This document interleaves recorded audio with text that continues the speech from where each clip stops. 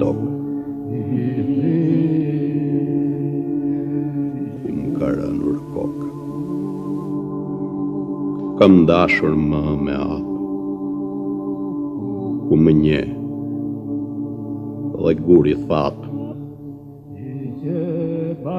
Kam pasur shtëpi, ku kam njojtur Perëndin.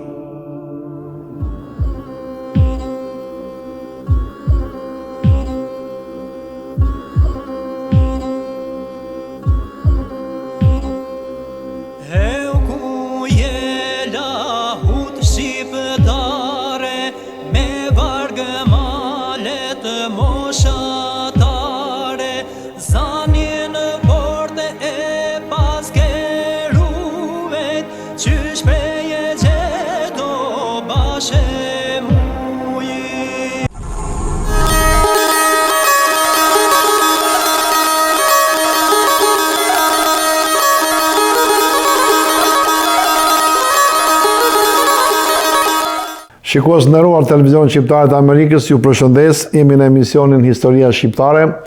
Të ftuarit në këtë emision janë shumë, pasi edhe historitë shqiptare janë shumëta, janë pafund, me shumë vlera, dhe sot do të flasim për një histori e cila është dhe krenari kombëtare. Është krenari kombëtare pasi ashtu është rritur ajo në komunitetin ton shqiptare, veçanërisht në zonën e Veriut, por ajo që ka vlerë shumë është e ftuara, pasi edhe pse është një aktualisht një jetë jo e kontrolluar, jo interesuar shumë, do të thosha shteti, për ruajtjen e vlerave kulturore tradicionale shqiptare, pasi Ministria e Kulturës edhe institucionet e tjera që merren me këto fusha nuk janë në lartësinë e dur, për mos thënë hiç fare, du ta themi, nuk është mirë, por na vjen keq, kështu ndodh. Atëherë Zoti dërgon mesazhe dhe azhonon persona të veçantë, që është e ftuara që unë kam sot. Është një zonjë e mrekullueshme, është një zonjë për të cilën unë kam shumë respekt. E njoh prej shumë vitesh para, në distancë, kemi folur, kemi bashkëpunuar në telefon, por sot jam i privilegjuar ta kem në bisedë, dhe ju shikues të nderuar, do të ndiqni bisedën dhe do të kënaqeni nga informacionet, nga arritjet, sukseset, edhe pse unë e prezantova çështjen e institucioneve të shtetit jo fort në nivelin e dur, kanë arritur suksese. Pa zonja që unë kam ftuar punon jo vetëm vetë, por ka treguar të ditë punoj edhe në grup për çështjet e kulturës, të artit, transmetimit ton kulturore. Dhe kjo është Rita Shkurtaj.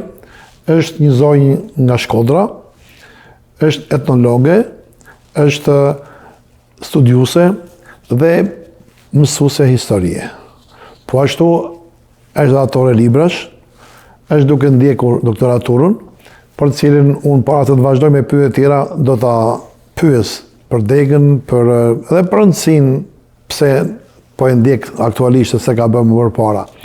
Por duke sjell historinë e zonjës në fjalë, mendoj se juve keni çfarë mësoni, dhe pse jo, të gjithë juve që keni veshje, që keni mjete të ndryshme të cilat tregojnë kulturën tonë shqiptare, është mirë që nëse nuk është e nevojshme ose nuk është e mundshme shtëpia juaj, mund t'i dorëzonin për muzeume, që ato të kenë një ruajtje profesionale të përhershme.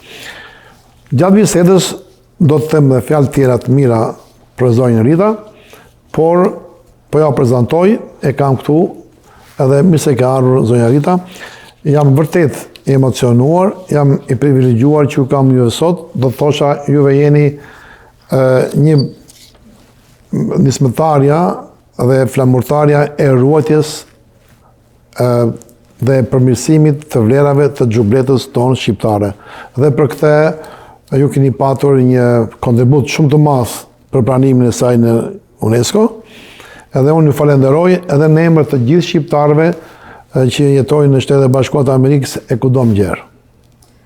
Fillimisht ju falenderoj shumë edhe për fjalët, për ftesën, ju përgëzoj për emisionin, për gjetjen, për titullin, për gjithçka tjetër. Ju uroj shumë suksese në mbarvajtjen e punës tuaj dhe vërtet njihem fort e vlerësuar që gjendem sot përballë teje. Prej kohësh ne njihemi, por hera parë që takohemi dhe mendoj që është një ditë e veçantë për të ruajtur në kujtime dhe ndihem vërtet e vlerësuar që gjendem sot në ambientet e këtij televizioni ku her pas here janë transmetuar edhe ato kontribute ose ato aktivitete që shoqata të cilën drejtoj ka organizuar në malësi të madhe, e jo vetëm. Zonja Shkurtër është edhe kryetare e shoqatës Xhubleta Alpeve Shqiptare, e cila ka shumë aktivitete, edhe ne vazhdimisht e kemi ndjekur këtë organizatë, kemi ndjekur aktivitetin e saj, kemi transmetuar pasi kemi pasur lidhje në shkëmbimin e videove të ndryshme dhe aktiviteteve. Çdo shqiptar do të thotë faleminderit, pasi juve krahas punëve, halleve tua familjare keni dhënë shpatullat kësaj pune, edhe keni punuar dhe punoni pa u ndalur me qëllim që jo vetëm Xhubletën të ruajmë ashtu siç e futet në UNESCO, por edhe për vlerat artistike, kulturore, trashëgimore të fushave të tjera, për të cilën do flasim sot. Cila është Rita Shkurtër? Atëherë për të gjithë ata persona që, domethënë teleshikuesit tuaj që nuk e njohin Ritën, të them të drejtën, unë e quaj veten më shumë se gjithçka një malësore që punon fort për të mbajtur ose për të ruajtur amanetin e nën lokëve tona. Dhe jam një bi e një familje të thjesht, e rritur në ambiente familjare ku edukata ka qenë primare.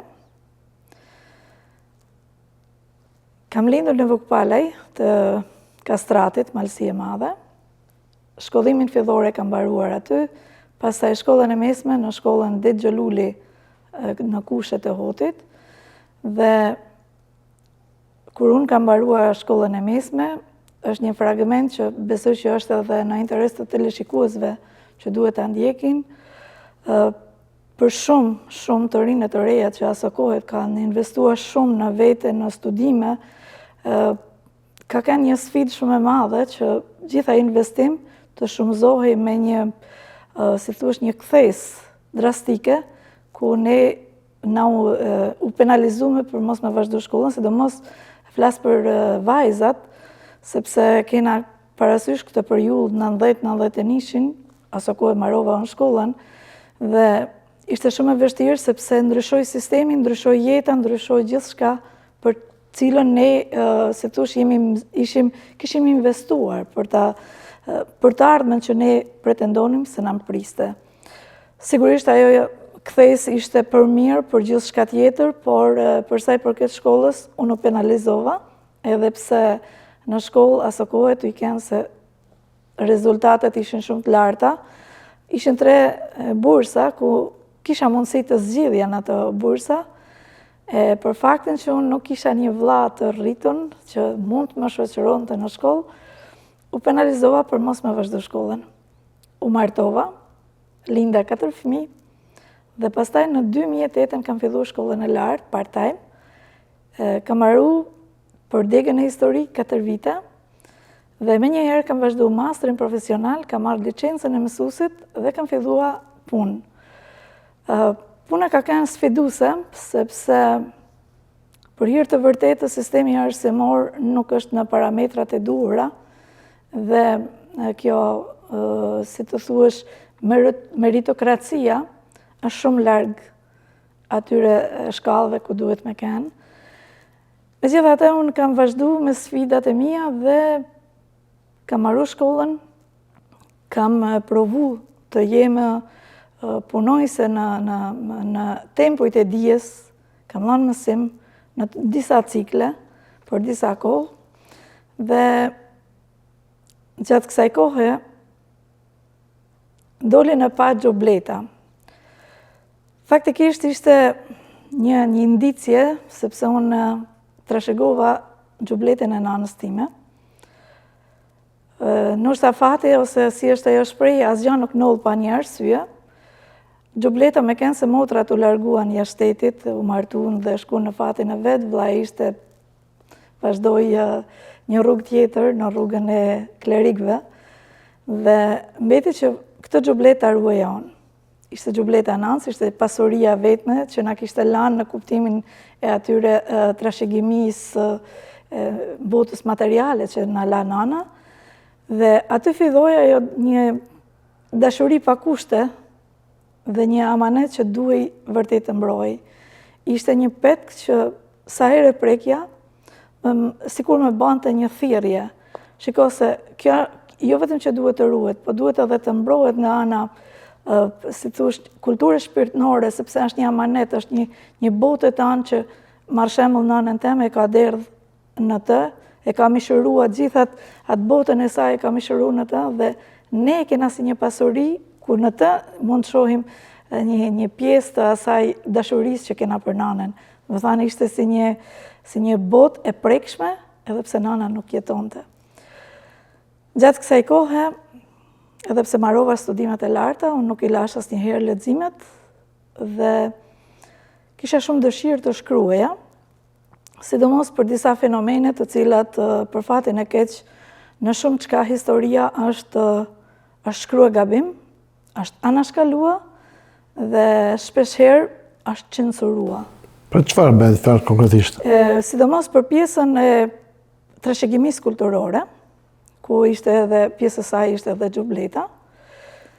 Gjatë kësaj kohe unë kam dhënë një kontribut, do me thënë diku rreth viteve 2016, kam për hir të këtij amaneti kam arritur të mbledh fotografi shumë të vjetra, të cilat ishin bërë në qendrën të Bajzës së Kastratit, në të dy kishat, kishën e qartut të Pietroshane, që ndoshta dikush prej teleshikuesve e ndjek dhe e imagjinon se ku është, dhe kisha e qendrës së Bajzës, kisha e vjetër e Bajzës, sepse Bajza, aso kohë Kastrati ishte një nga, si thuash, vendbanimet që kishte më shumë, si thuash, dinjitet kulturor. Aty kishte, përveç të figurave shumë të shquara që kanë dalë nga Kastrati, aty ka patur edhe logjet në të cilat flitej që kishte njerëz që kishin ardhur për dëshirën me pa vajza e gra të bukura, kishin marrë, ka përcy malet për me ardhur për me pa logjet e Kastratit. Ka qenë një kulturë shpirtërore shumë e emancipume, gruaja ka pas dinjitet, ka pas autoritet, ka pas vlera dhe ka pas liri. Liri në si thuash, në ato parametrat e sjelljes më të mirë të mundshme. Vërtet Kastrati ka qenë për të marrë shembull e gjithë malësia, për Kastrati veçanërisht. Edhe për faktin se shpella e Frashnit, e cila gjendet në qendër të Kastratit, aty ka patur një detyrë morale, ligjore, nga ana si thuash, traditave të malësisë së madhe, që secili udhëtar që kalonte aty, madje quhet pjesa ku i takonte rruga kryesore që kalonte në krahun e shpellës së Frashnit, edhe sot vazhdon në shkrimet e vjetra, quhet rruga 7 Krajlave, që do thotë aty ka patur edhe disa, si të thuash, detyrime edhe vetë Kastrati, komuniteti, të cilat i kanë përqafu në një farë mënyrë, është po e marrë me fjalë të vjetra, usulle, ose si thush si kode të sjelljes, ku kushdo që ka kalu aty nuk ka guxu një kastratas ose një malsor me prit në rrugë, sepse është quajtur rruga e të gjithëve, rrugë nacionale siç quhet sot, dhe nga ana tjetër çdo udhëtar që ka kalu, edhe sikur pikën e fundit ta kishte në bulir vajza ose gruaja që kishte mush, atë pikë ujë duhet t'i jepte udhëtarit edhe nëse shkonte në shtëpi pa ujë. Pra kjo ka qenë një kulturë shpirtërore që është shumë e rrallë në kulturat e shqiptarëve, por duhet të thuhet se vetë malësorët e kanë krijuar këtë pasurim ose këtë dinjitet të sjelljes së tyre. Ti kthehem pastaj pjesës udhëtimit në institucionet e edukimit. Para se të shkojmë në institucionet e edukimit, kisha një dy pyetje për këto që juve soll dhe të falenderoj shumë, pasi janë të reja gjërat, cilat shikuesit mendoj se do të përfitojnë. Me cilët barjak tjetër ka pasur më mirë marrëdhënie Kastrati, dhe A mundet të martohesh në atë periudhë dhe mparshme një nga Vermoshi me një kastrace, ose një vajzë kastratit shkonte në Vermosh ose në Hot, qoftë para ndarjes të kufive, edhe tani më mbrapa? Atëherë, unë sot me kënë se jam përfshi në shumë studime, sidomos të trashëgimisë kulturore, unë them një gjë, malsorët sot nështë të shkojnë në disa breza, po në përgjithësi janë një pedaj. Në disa breza, por lidhen, në mos në një krah tjetër, si që quhet në gjuhën popullore, ose në gjuhën e vjetër, o në trungun, në lisën e gjakut, ose në lisën e tamlit, që do thot ose nga nana, ose nga baba, e ka një lidhje për të quajtur të afërm. Megjithëse ne e kena kodin gjenetik në 7 breza mos mu martu në mesvedit. Deri në vitet, po them 50, për me kënë korekte, por deri në vitet 25, kastrati nuk është martu mes vedit, sepse kaq të afërm kanë kënë me njani tjetrin. Po ashtu dhe Hoti, biles edhe sot Hoti e ka, si thush, është si një, si thush, i vret kjo në kulturën e tyre, nëse martohen në mes vetit, edhe pse i kanë kalu disa brezni më tepër. Sepse kjo është një kulturë, një trashëgimi që na kanë mësu të partë. Përsa i përket martesave, Hoti, kryesisht me kastratin, është martu, por bëhet fjalë, po them para se të mbylleshin kufit, se me njëherë sa po kanë ra kufit, mund të themi që Hoti i malësisë së madhe, është dhimbshme të thuash që është nda sofra për gjys. Dhe sofra nën kupton që është nda familja për gjys. Ajo ka kënë një eksperiencë shumë më e dhimbshme se cili territor tjetër në Troja shqiptare. Edhe pse malësia është nda për gjys, Hoti është, si thush, ai mal ose ai fis që është penalizu më së shumti. Dhe nushta edhe për këtë ata e ruajnë shumë këtë lidhje, sot që janë kriju mundësit, e ruajnë fort të lidhje, deri ku shkojnë ato lidhjet, deri në, se quhet, në një oxhak, si që kanë thënë të vjetrit, në mënyrë që të ruajnë genin familjar, të kenë sa më të pastër. Dhe faktikisht ka kanë e mirë mendu me kjo pjesë, sepse jo përmburje, por malsorët genetikisht janë shumë, po shumë të pastër, përsa i përket formimit fizik. Janë shumë, dhe me thanë, është shumë e rrallë që në malësi të madhe të takosh persona që kanë probleme të deformimit fizik. Shumë e rrallë. Nga se vjen kjo? Sepse pastërtia gjenetike është ajo që e mbron fort genin rrethor. Dhe kjo, jo se e kanë bë edhe nga, si thush, kultura shpirtërore malësorëve, ose ato usullë që ka pas malësia, por edhe shkencërisht kjo është mos e vërtetuar. Po nuk më the me cilin vend tjetër kastrati bënte misira. Kush ishte më i shuar? Kastrati ka bën pothuajse me të gjithë, por pjesa më e madhe aso kohet, martesat janë më në kërkim të shtëpive të mëdha, shtëpive që kanë pas emër, që kanë pas tradita, që kanë pas, si thush, kanë pas zë për burrni, për mikpritje, për bujari, për besë, për shumë gjana. Dhe gjithmonë kanë rënë mas kësaj, jo me gjithë fisin, dhe më thonë, për me përcaktu që me këtë fis shkoj ma mirë, jo, kanë kërkua shtëpi edhe më të mirë se vedin, sepse në këtë formë, po nxjerr edhe një detaj, unë jam përfshi një herë në një studim, kur u bë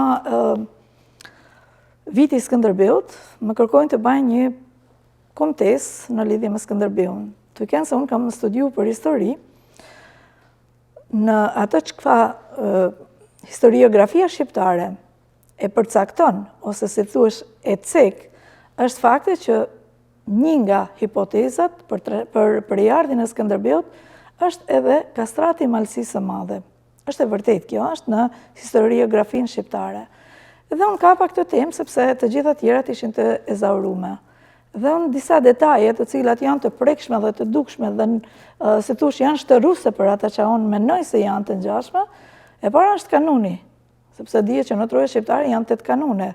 Kanuni i Skënderbeut me të drejtën zakonore, sepse ne nuk e quajmë kanon, sepse kanoni i malsorëve, besoj që shumë malsorë me i pyet, e din, ka kenë ndalume, ka kenë e namon nëse ke guxu me shkru diçka nga kanoni, qoftë edhe në kur kanë shprush të votra që kanë shprush në hi, ka kenë ndalume. Aja është përcjell zamza për mu përcjell në breza. Këtë e ka pas. Dhe unë menoj që, për shembull, në malsor, kena një detaj shumë të mirë, që nipi për daj merr gjak. Dhe kjo është edhe te kanoni Skënderbeut.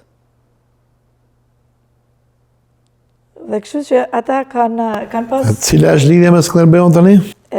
Do me thanë ishin detajet, si thush për me që historiografia shqiptare, nuk, do me thanë, e pohon, por nuk e vërteton, ishte nevojshme me nxjerr disa detaje, ishte kanoni, pra e drejta zakonore që është ngjashme, fakti që Gjergj Kastrioti ka motrat e martume në territorin e Malësisë së Madhe, sepse Malësia e Madhe nuk është kjo që njohim sot, ka qenë e madhe, e nga ana tjetër kena të veshjet të ngjashme, organizimin e martesave, të vdekjeve, janë shumë detaje për cilat ne mund të flasim për me gjithë, si thush, me bashkua disa detaje që në të vërtet ato janë shtëruse, sepse ato janë lehtësisht të verifikueshme, por jo se mund të hellë poshtë ato që ka shkruar dhe pohu, dhe më thanë, për prejardhjen e Skënderbeut. Sigurisht gjën e mirë, do në ta bëjnë gjallë gjithkush, por kjo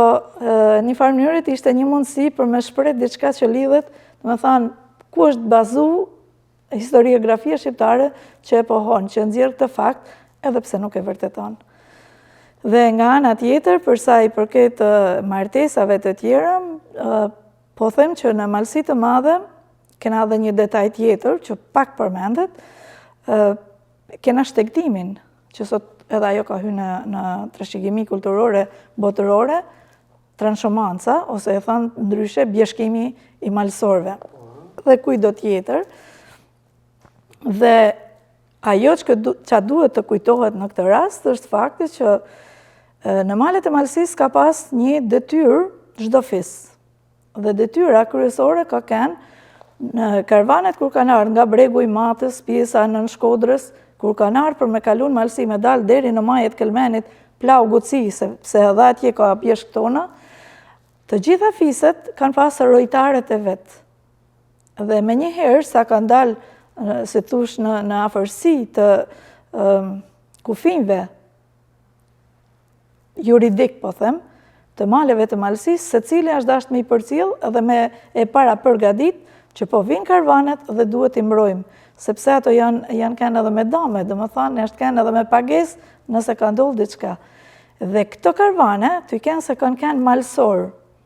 Pjesa e madhe që edhe sot janë në zonat e Bregdetit, në Lezhë, në Velipoj, kudo ku janë që kanë ardhur dhe kanë dalë në Bjeshk, pjesa më e madhe edhe kanë gjetë edhe fatin e vetë nëpërmjet këto lëvizjeve, sepse aty kanë edhe familjet e mëdha, se jo gjithkush ka mujt me pas mundësi me bjeshkuar, jo gjithkush ka pas bjeshk. Ka pas prej atyre familjeve që kanë bjetuar në çdo kohë. Ku janë bjeshkët e kastratit? Atëherë bjeshkët e kastratit i kap besoj që majën e Veleçikut e ke të dëgjuar. Nga maja e Veleçikut edhe deri në kufi me thejthin, po është një vi që është ndarëse, shkreli, masanej boga është e lidhur me pjesën e Kelmenit, sepse edhe boga është Kelmen, dhe përsa i përket kufive të vjetër është e vështirë të përcaktohen, për sa kohë në periudhën e sondimit turk, shumë herë ato janë quajtur si një plaçk, benefitësh, dhe janë shite ble, ose janë huazu, janë fitu. Janë shumë detaje për cilat është e vështirë të përcaktohet, se si sot mund të gjejmë vetëm këta kufin për të caktuar bjeshtë e kastratit, bjeshtë e shkrelit, bjeshtë e hotit, pra janë të përcaktume. Bjeshtë e hotit janë në afërsi me bjeshtë e kastratit, edhe pse bjeshtë e hotit janë edhe një pjesë, janë edhe në zonën e plau Gucis, sepse edhe atje ka hotën. Çfarë ndodh sot me bjeshkët? A janë të shfryzuara apo jo? nga tema në temë, por mendoj që janë detajet shumë të nevojshme që të rikujtohen, të rifreskohen për të gjithë teleshikuesit. Duke qenë se bujësia, blegtoria, nëse dikur këto kanë prioritete ose degët kryesore ekonomike me të cilat janë majtë familjet shqiptare, flasim për atë periull kohet ku ka sundu ekonomia mbyllur natyrore, mendoj që aso kohet kanë të domosdoshme, sepse në Bjeshk blegtorët kanë gjetë mbylmetin e 12 muajve e vitit.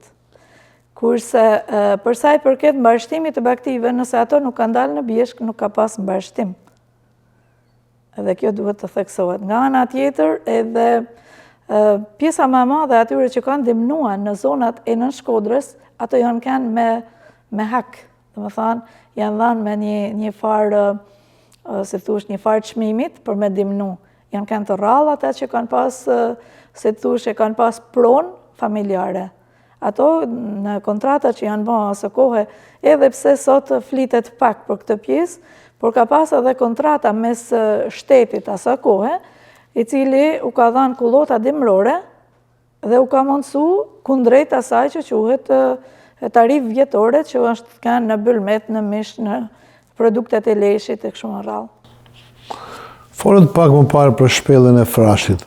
A do më flasësh pak pse ka marrë këtë emër Frashi, do të thotë shpem aty, apo pse ka shërbyer, çfarë periudhe i përket qyzimi i saj? Atëherë unë do ta lidhi përsëri me periudhën e Skënderbeut. Sepse është edhe një detaj të cilën unë e kam përfshi. Në fund të shekullit të 11, fillimi i shekullit 12, ne dim që Stefan Dushani bani atë, si thush, shtetin, reformën shtetënore, ku bani një shtet, po them, të mirëfillt ushtarak, dhe egoja ti për sundim dihet se si ka qenë. Aso kohë i hyn kastratit. Më falë, atëre ishte periuda që doli ajo fjala që na çau mori serbit. Përveç kësaj, është një periudhë shumë e frikshme për të përcaktuar, si thush, se kush ka qenë kastratin në të vërtetë në antikitet. Dhe ajo që e përcakton më së miri është fakti që kalimi i Stefan Dushanit bani që të rrënohet totalisht zona fushore e kastratit. Dhe të gjithë ata që ishin që mund të shpëtonin dhe ta kuptonin që çapo ndodh, me fëmijë, me gjone gjallë, kanë braktis zonën fushore, shtëpiat e tyre dhe kanë marrë malin, ku shpesh përdoret edhe një shprehje që kanë gjetë streha malore, pra kanë gjetë shpella dhe janë strehu atje. Është rrënu, bile ka një gojdhan që thotë ka shëtit maca tra në tra.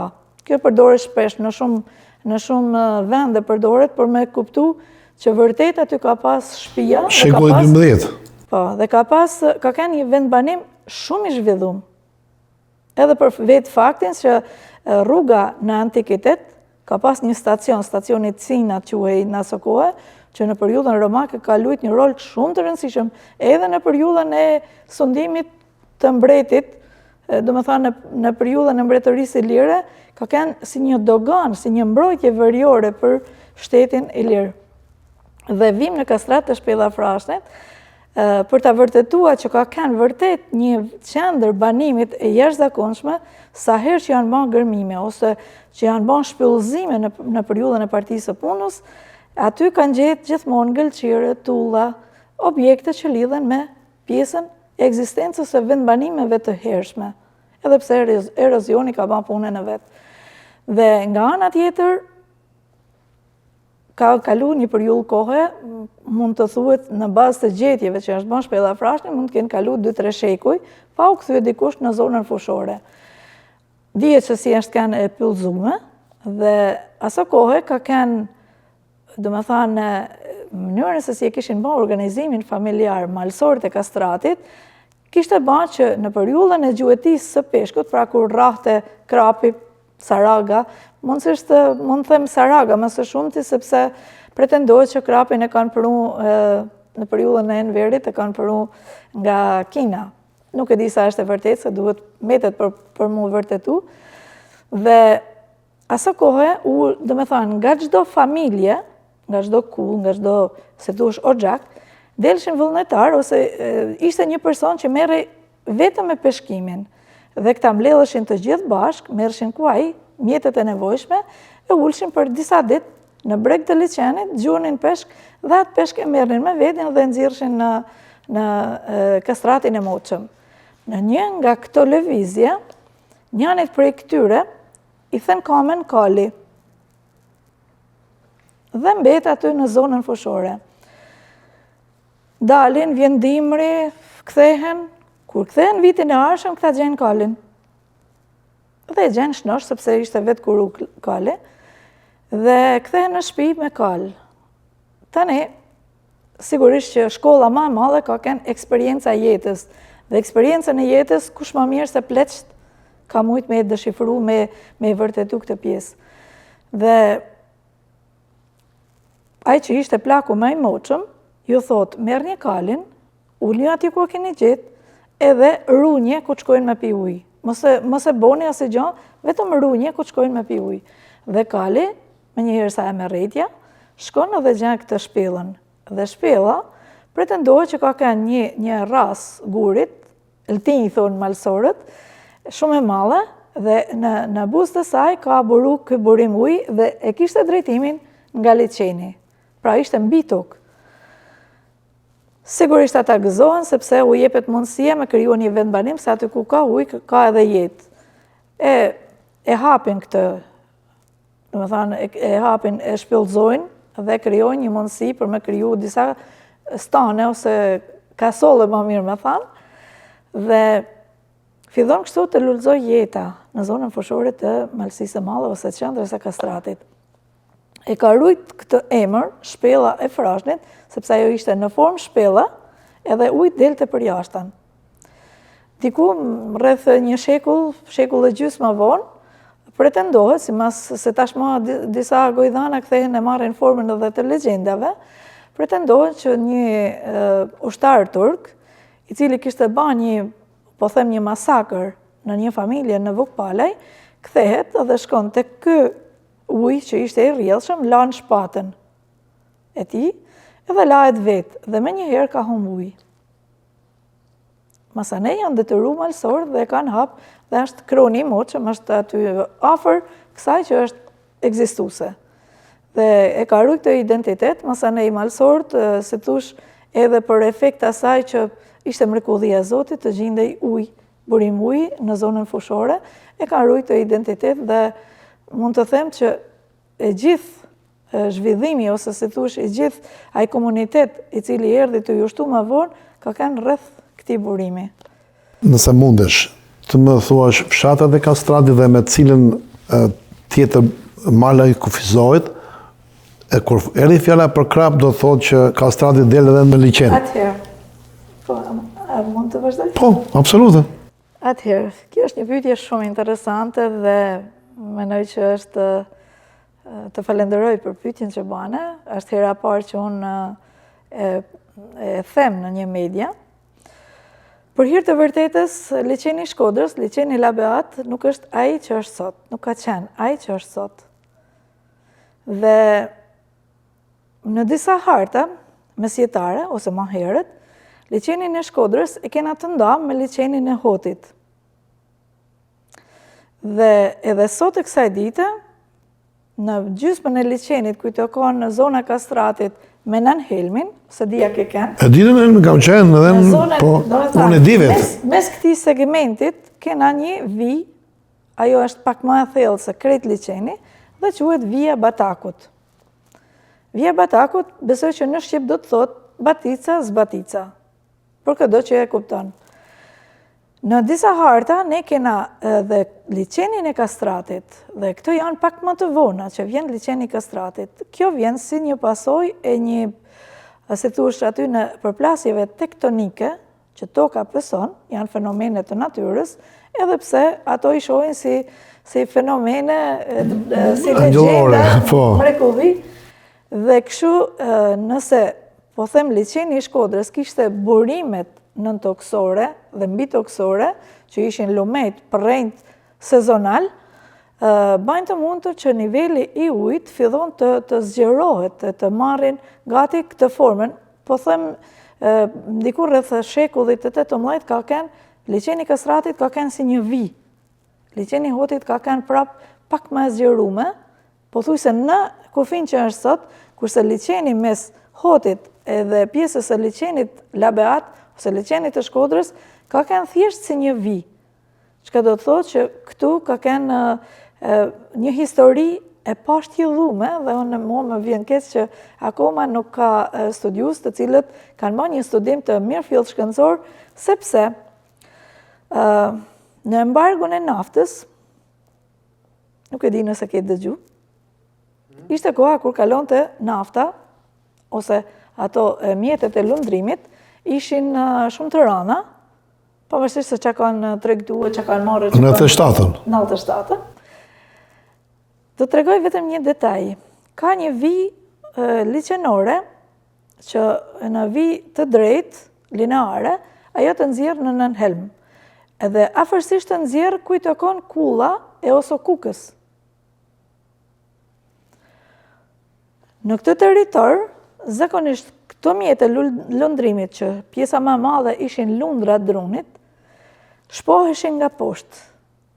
Çka do të thotë se aty vazhdimisht ata ankoheshin ka drunj të ngulun. Çka nënkupton? Që ka një vendbanim të tipit palafit. Dhe ta them të drejtën, unë nuk arri me kuptu që ne kemi kontingent të pasur për sa i përket burimeve njerëzore për nga ana shkencore dhe krejt pak merren me këto fenomene shumë të rëndësishme që prodhojnë si thush elemente kulturor, pse jo edhe për me thith turizëm. Sepse është e dhimbshme të thush që Kastrati i Malësisë së Madhe kufizohet me 3 kala. Dhe njëna prej tyre është mesjetare, është në mbi doganën e Hotit. Sepse Hoti nuk e ka pas ta kufin. Malësia e Madhe nuk ka pas kufin. Ka kujdes? Thjesht kanë bërë një përshkrim dhe asgjë më shumë. Në Mokset ne kena edhe përveç asaj kështjellës së vjetër që është antike dhe ajo që mund të them me bindje, është fakti se këtu kena elemente kena qeramik të zezë, të bardhë edhe të kuqe. Çka do thotë që janë periudha më të hershme, të paktën të periudhës së neolitit. Kurse në kalan e Marshajt, përveç faktit që kena një qytetërim të jashtëzakonshëm, të pastudiuar, aty kemi një kala që ka pothuajse të gjitha periudhat e antikitetit i ka të përfshime në të. Ka periudhën e paleolitit, neolitit, periudhën e bronzit, të hekurit, periudhën romake, se masanej ka pas atë zhvendosjen që janë ullë nga pjesa malore, kanë zbrit në fush.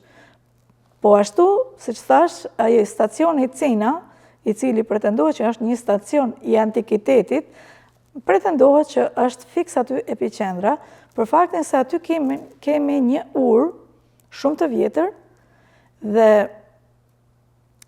kena 3 periudha të punimit në të.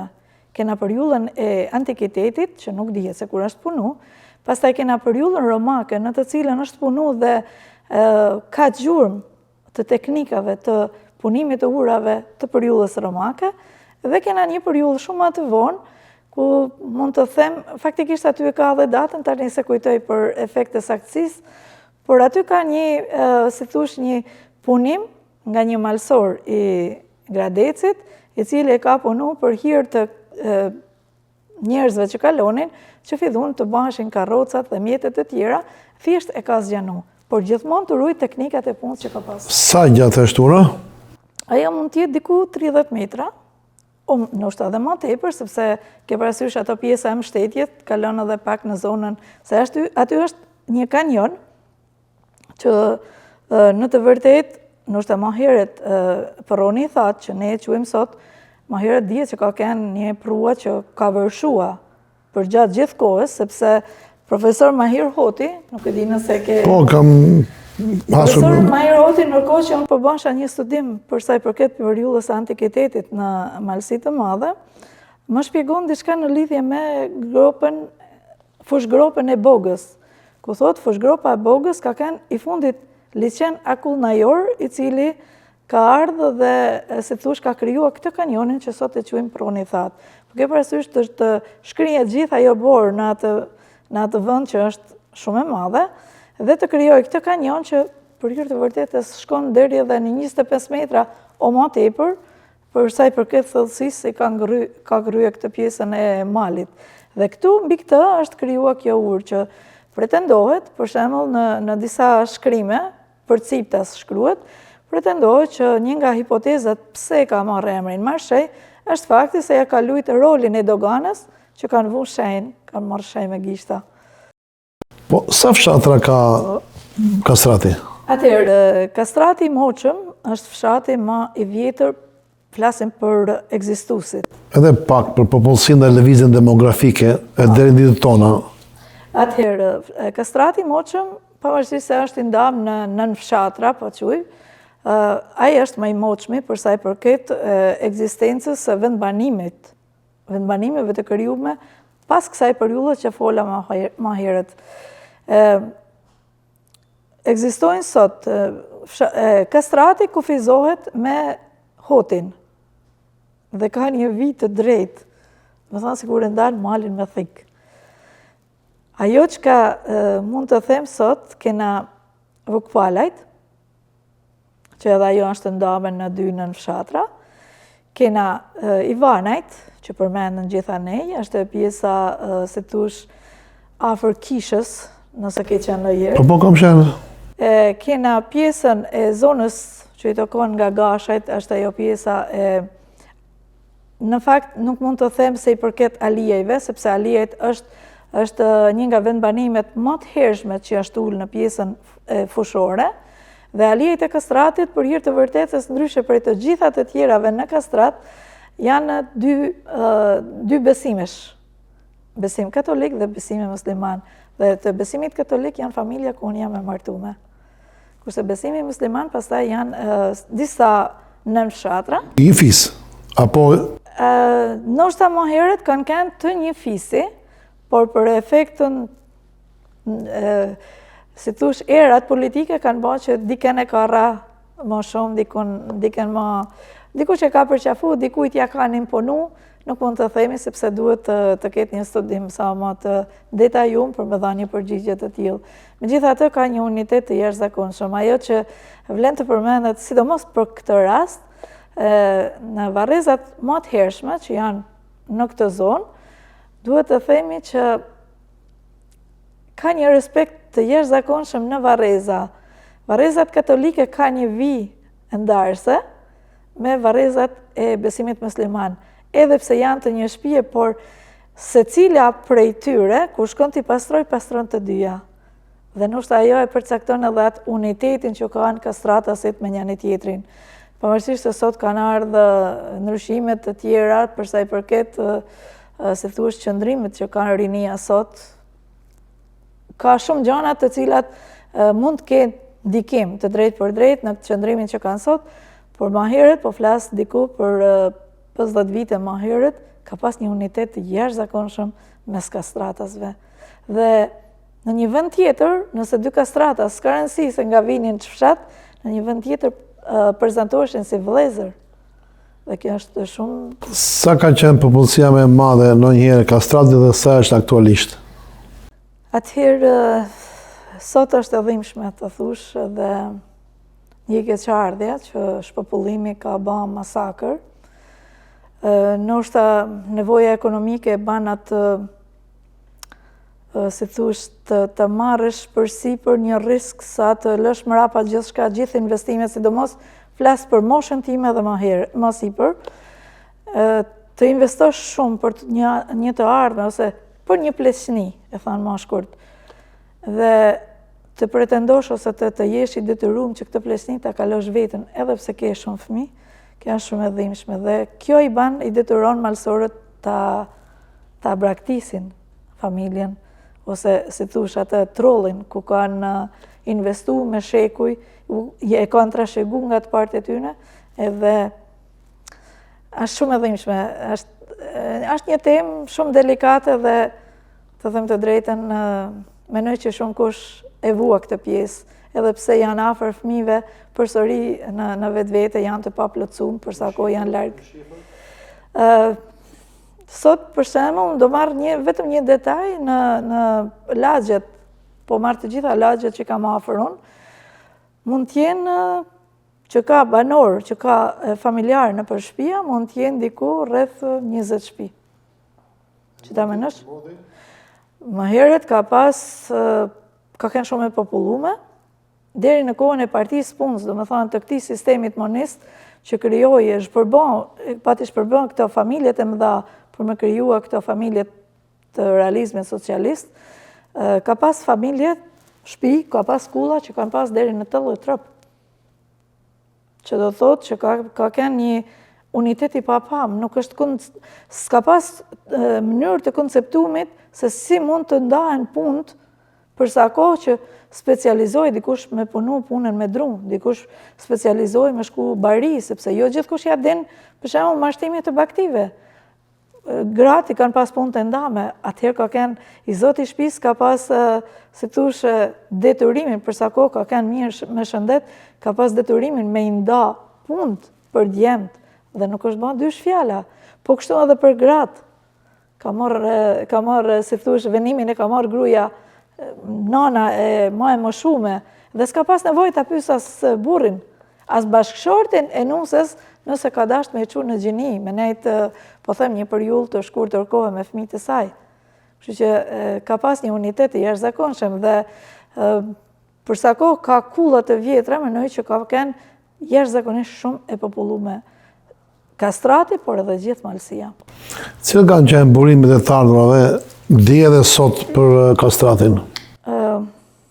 Në fakt është mirë të mos e ndajmë përkufizojmë Kastratin, sepse edhe Kastrati edhe secila prej maleve të Malësisë kanë jetu me njëri tjetrin. Nëse një kastratas e ka pas gruan prej hotit dhe ka kanë në vështirësi ekonomike, ata fëmijë kanë vdek për bukë, sepse buka ka ardhur prej dajave dhe anasjelltas, nëse ata nuk kanë pas me hangër, miku ka siguru bukën. Ka pas një unitet të jashtëzakonshëm për sa i përket, se thush, ecurisë, vazhdimësisë së jetës, me i dhënë dorë njëri tjetrit, me e përkrah. Do me thënë, kjo pjesë ka kanë një model për shoqërinë njerëzore. Po nuk më the burimet e të ardhurave me bujqësi, blegtori ose peshkim? Atëherë burimet e të ardhurave kryesisht kanë qenë blegtoria, që ka qenë ajo kryesorja, sepse nëpërmjet blegtorisë kanë patur bylmetin, kanë patur veshmathjet, kanë patur gjithçka tjetër që është kanë quajtë, si thush, të ardhura të domosdoshme për nevojat biologjike.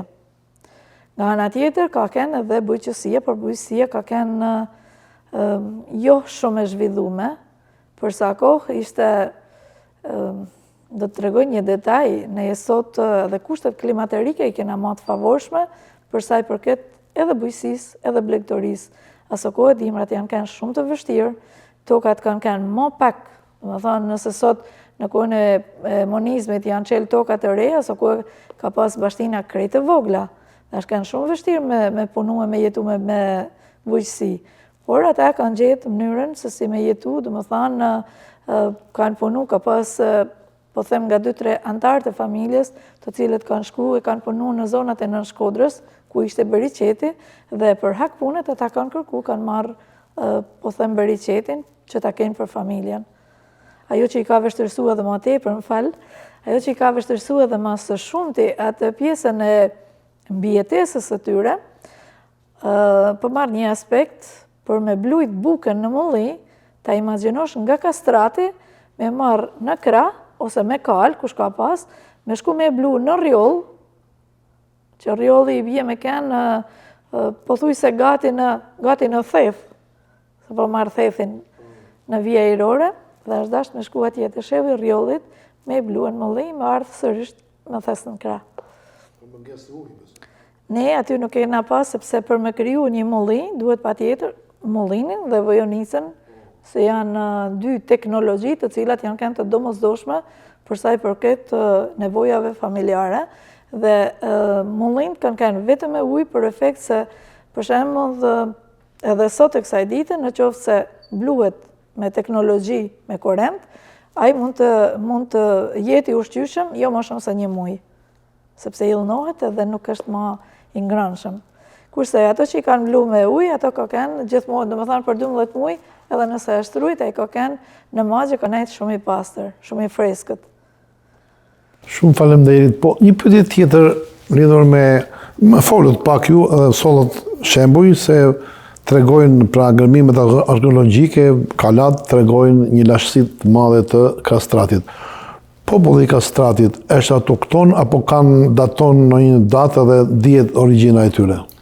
Atëherë, përsa i përket kësaj pyetje është ndoshta përgjigje alternative, për sa kohë kena gjithë këto migrimet, lëvizje që ka pas gjatë periudhave të ndryshme, por ajo që dihet me saktësi, kastratësit e moqëm, ata kanë autokton. Dhe kastratësit dihet që kanë marrë emrin, e kanë marrë nga kështjella, pra nga në kohën romake është quajtur kështjell, nga kështjell në dialekt ka marrë këtë kastrum, që do thotë kastrat. Pra kjo është lehtësisht e vërtetuar, sepse ky fenomen ose ky emërtim ka në shumë vende, pretendohet që kena lidhje, por jo. Të gjithë ato vendbanime ku ka pas një kështjellë romake, kanë marrë këtë emërtim, që mundet mos kenë asnjë lidhje mes vedit. Ama këtë emërtim e kanë marrë sepse ata vetë na kanë identifiku si kastratas, pra si banor që janë rreth zonës së kështjellës. Dhe përsa i përket vjetërsisë kësaj popullsie, gjatë kësaj periudhe që kalon ushtria e Stefan Tushanit, një pjesë dhe vritën, digjen, ke parasysh një pjesë e madhe edhe ikin. Kanë ikë në zonën e Reçit, kanë ikë në zonat malore, pretendohet që edhe familja Skënderbeut me shumë të tjerë kanë ikë në Mat, kanë ikë në zonat e Pukës, në zonat verit lindore, atje ku ishte, si thush, vende ku nuk ishte rrugë nacionale. Zakonisht ato kanë gjetë si mbështetje ose vende ku mund të fshiheshin. Dhe masi ka kry kjo, domethënë kjo betejë, kjo përballje dhe ka filluar të qetësoj, të paqohej situata, një pjesë e madhe e tyre janë kthy. Dhe nuk janë vendos në zonën fushore, sepse ishte shumë e frikshme, por kryesisht janë vendos në zonat, si thush, në ballinat e maleve, që me kanë shumë afër edhe me pjesën e zonës fushore. Përsa i përket, po them, vendbanimeve që ne sot, ata kanë zbrit si një nevojë shtimit të popullsisë dhe nevojës për ushqim. Kjo i ka çuar dhe i ka detyruar të zhvendosen aty ku ka burime natyrore. Dhe kjo ka bërë që të popullohet dhe të mbipopullohet zona e kastratit.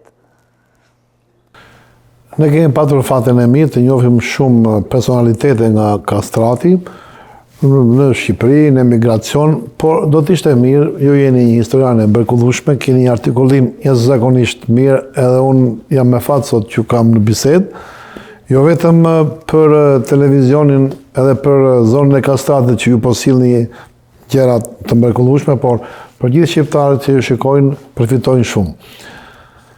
Cilët janë personalitetet që kanë qenë dhe janë aktualisht nga kastrati, disa prej tyre që ju mendoni në fushat të ndryshme?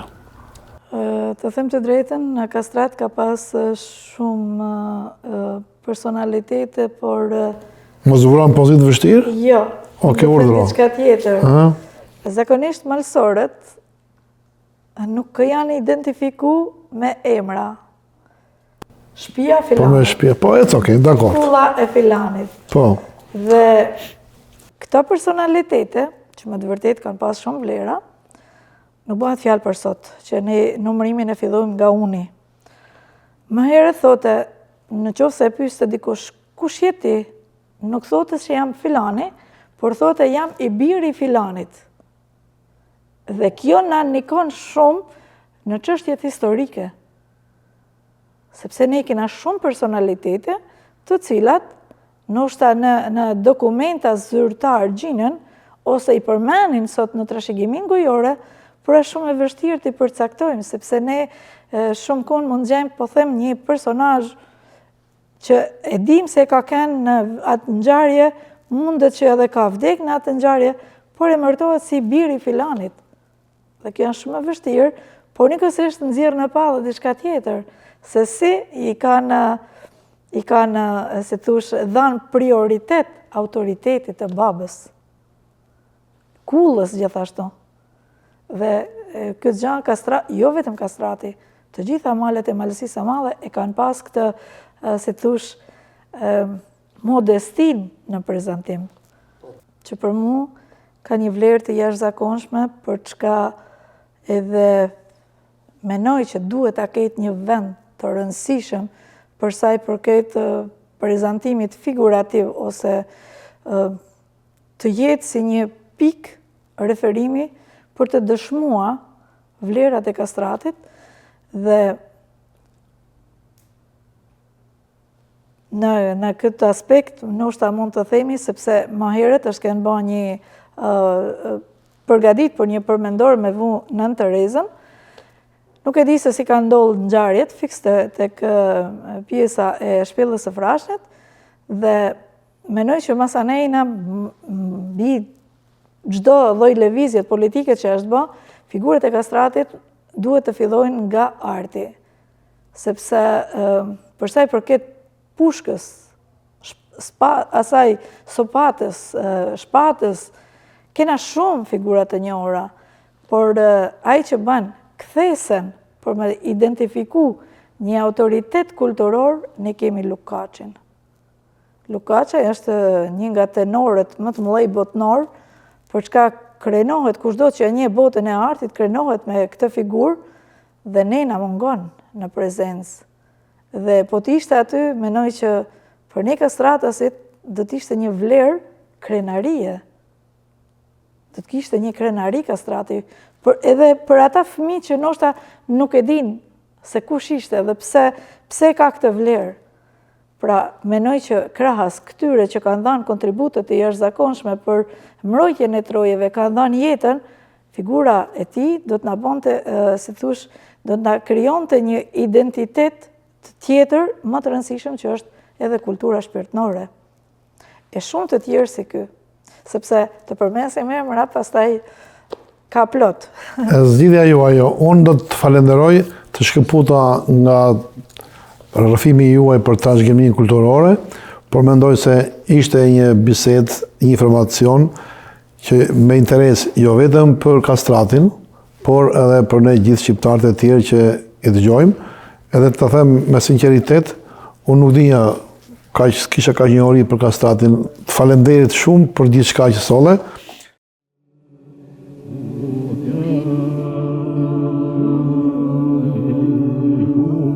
Më mëdheu. Më mëdheu. Quhet tokë. Më ka rënur kokë. Kam dashur më me apë. Ku më nje. Dhe guri thatë. Ku kam pasur shtëpi. Ku kam njojtur Perëndin.